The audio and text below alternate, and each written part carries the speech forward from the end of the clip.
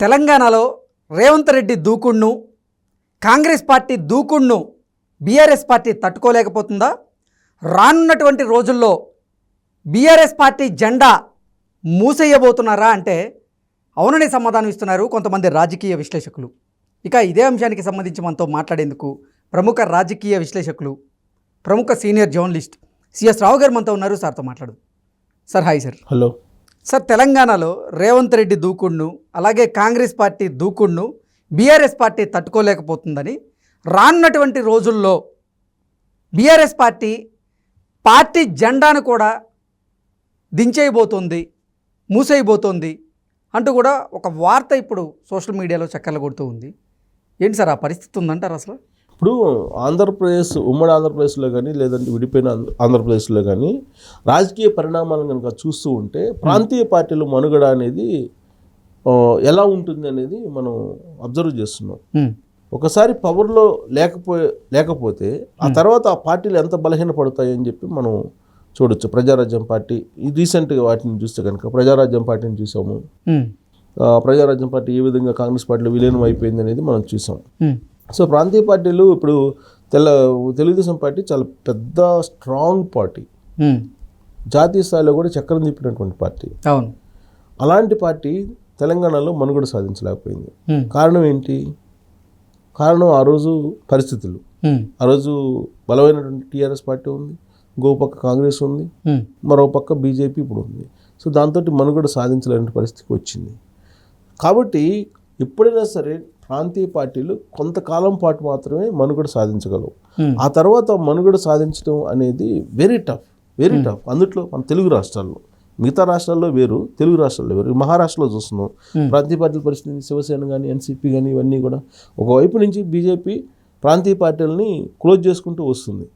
ఇలాంటి సందర్భంలో తెలంగాణలో పరిస్థితిని కనుక చూస్తే 2014 నుంచి 2023 వరకు అప్రతిహతంగా తిరుగులేని విధంగా నిజాం ప్రభువులాగా కేసీఆర్ పరిపాలించారు.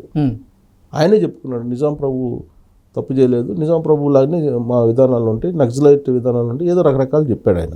సరే ఏం చెప్పినా విన్నారు. 10 సంవత్సరాల పాటు భరాయించారు ఆయన్ని. సో 10 సంవత్సరాల తర్వాత సీన్ కట్ చేస్తే ఆయన్ని ఓడించి మొత్తం కింద పెట్టేశారు. అప్పటి వరకు ఏమనుకున్నాడు ఆయన?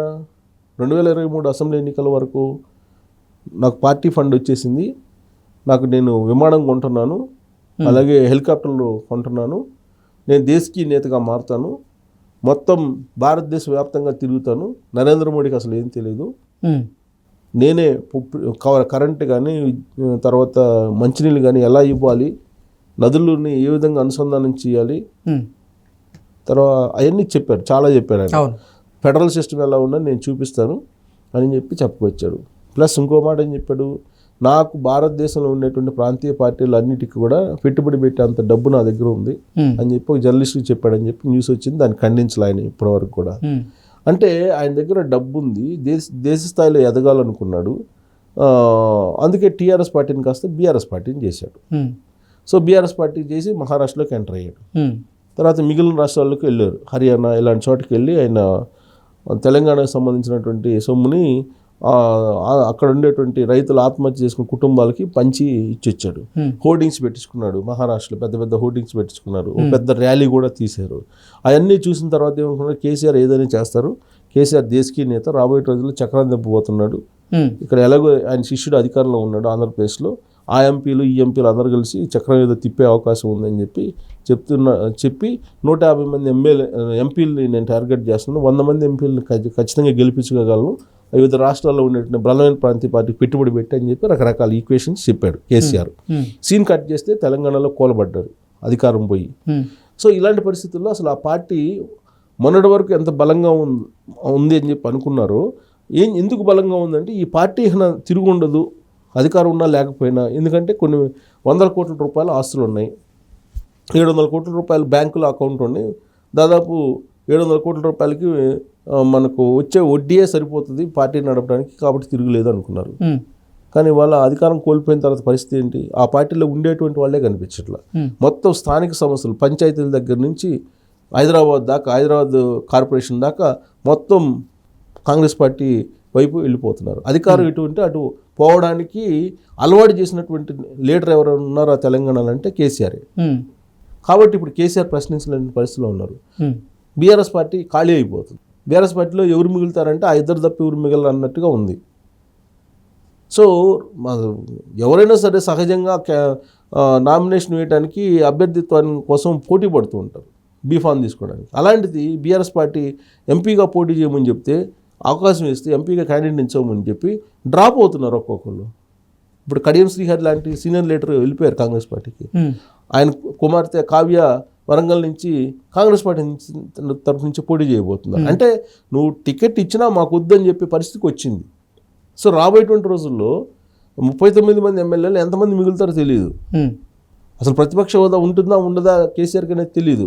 అసలు ఇంకోటి ఏంటంటే ఆ రోజున కాంగ్రెస్ పార్టీని ఏ విధంగా అయితే విలీనం చేసుకున్నారో బీఆర్ఎస్ పార్టీలో, సేమ్ అదే తరహాలో బీఆర్ఎస్ పార్టీని కాంగ్రెస్ పార్టీలో విలీనం చేసుకోవడానికి రంగం సిద్ధం అవుతుందని చెప్పి కాంగ్రెస్ పార్టీ వాళ్ళే చెప్తున్నారు. ఇది అసెంబ్లీ లోపల చట్ట ప్రకారం ఆ చట్టాన్ని బయట చూపించి విలీనం చేసుకుంది తెలుగుదేశం పార్టీని, అలాగే కాంగ్రెస్ని కేసీఆరే కదా. ఇప్పుడు అదే చట్టంతో ఇప్పుడు బీఆర్ఎస్ పార్టీని విలీనం చేసుకుంటున్నారు కాంగ్రెస్ పార్టీలో. ఆ ప్రయత్నాలు జరుగుతున్నాయి అని అంటున్నారు. ఏముంది, 25 మంది పోతే అయిపోయింది పార్టీ. BRS party close. అసెంబ్లీలో జెండా కనపడదు. ఇక అసెంబ్లీలో ఇక ప్రతిపక్ష హోదా కూడా ఉండదు. సేమ్ తెలుగుదేశం పార్టీకి ఎలా అయిందో తెలంగాణలో అలాంటి పరిస్థితి బీఆర్ఎస్ పార్టీకి అవుతుంది. అప్పుడు తెలంగాణలో 2 జాతీయ పార్టీలు మిగులుతాయి. ఒకటి బీజేపీ, 2 కాంగ్రెస్. సో ఈ 2 పార్టీలు కలిసి ఒకళ్ళేమో ఎంపీలను తీసుకెళ్ళిపోతున్నారు, ఇంకొకళ్ళేమో ఎమ్మెల్యేలను తీసుకోబోతున్నారు. లాస్ట్కి ఖాళీ అయ్యేది బీఆర్ఎస్ పార్టీ. అందుకే జెండా బీకేటువంటి పార్టీగా కనిపిస్తుంది. ఇప్పుడు ఆ పార్టీ మనుగడే కష్టంగా ఉంది. ఇప్పుడు ఎంతమంది చేరుతున్నారు, రోజుకి అనేక మంది పార్టీ విడిచి వెళ్ళిపోతున్నటువంటి పరిస్థితి కనపడుతుంది. ఇప్పుడు ఖమ్మం తీసుకుంటే, ఖమ్మంలో కూడా ఏదో బలంగా ఉన్నారని చెప్పి అనుకుంటున్నారు, కానీ ఖమ్మంలో కూడా పరిస్థితి మారిపోతుంది. ఖమ్మంలో ఉండేటువంటి నామా నాగేశ్వరరావు ఎప్పుడు జెండా బీగుతాడో కూడా తెలియనటువంటి పరిస్థితికి వచ్చింది. అందుకే ఇప్పుడు ఖమ్మంలో రేవంత్ రెడ్డిని కలిసింది సుహాసిని బై, ఎవరు నందమూరి సుహాసిని. సో ఆవిడ చేత ఏదో పోటీ చేపిస్తున్నారు ఖమ్మంలో అని చెప్పి అనుకుంటున్నారు. హైదరాబాద్ లాంటి చోటు కూడా సహజ మిత్రుడు అసరుద్దీన్ ఓడించడానికి బీఆర్ఎస్ పార్టీ సహజమిత్రుడు అసరుద్దీన్, అందుకని చెప్పి ఆయన్ని ఓడించడానికి ఇప్పుడు సానియా మిర్జాని హైదరాబాద్ నుంచి పోటీ చేయడానికి కాంగ్రెస్ పార్టీ ప్రయత్నం చేస్తుంది. అంటే కాంగ్రెస్ పార్టీ చాలా వ్యూహాత్మకంగా వెళ్తుంది. రాబోయేటువంటి రోజుల్లో ఒక్క ఎంపీ స్థానంలో కూడా బీఆర్ఎస్ పార్టీ గెలిచేటువంటి అవకాశం లేదని చెప్పి ఇప్పుడు సర్వేలు చెప్తున్నాయి. ఇలాంటి పరిస్థితుల్లో జెండా పెగటం తప్పితే మరో మార్గం ఉంది ప్రాంతీయ పార్టీకి. ఇదంతా ఒక ఎత్తు అయితే అసలు బీజేపీలో విలీనం అవుతుందా, కాంగ్రెస్ పార్టీలో విలీనం అవుతుందా అనేది. కాంగ్రెస్ పార్టీలో భారత రాష్ట్ర సమితి కూడా విలీనం కాబోతుంది అంటూ గతంలో కొన్ని వార్తలు వచ్చాయి. నిన్న మొన్నటి వరకు కూడా ప్రచారం జరిగింది. విలీనం కాక తప్పదు, విలీనం అయ్యే పరిస్థితికి వచ్చింది. ఇప్పుడు రేపు ఫోన్ ట్యాపింగ్ కేసు బయటకు వచ్చి అందరు జైల్లోకి పోతే పార్టీ ఎక్కడ నిలబడుతుంది? నిలబడే అవకాశం లేదు కదా. అందుకే కేటీఆర్ ముందుగానే ఆలోచించి బీఆర్ఎస్ పార్టీతో బీజేపీని పొత్తు పెట్టుకోవాలనుకున్నారు. బట్ బీజేపీ వాళ్ళు నో అన్నారు. ఎందుకు నో అన్నారు? కేసీఆర్కి ఉన్నటువంటి ట్రాక్ రికార్డు ఢిల్లీలో నమ్మించి మోసం చేస్తాడని, కాంగ్రెస్ పార్టీలో విలీనం చేస్తాడని ఆ రోజు ప్రామిస్ చేశాడు సోనియా గాంధీకి. అందుకే తెలంగాణ ఇచ్చారని చెప్పి కాంగ్రెస్ వాళ్ళు ఎవరైనా చెప్తారు. కానీ తర్వాత సీన్ కట్ చేస్తే కాంగ్రెస్ పార్టీనే లేకుండా చేశాడు కేసీఆర్. ఆ అనుభవం దృష్ట్యా బీజేపీ వాళ్ళ దగ్గర రానిట్ల వాళ్ళని.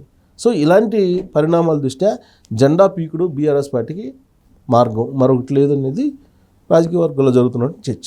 ఓకే.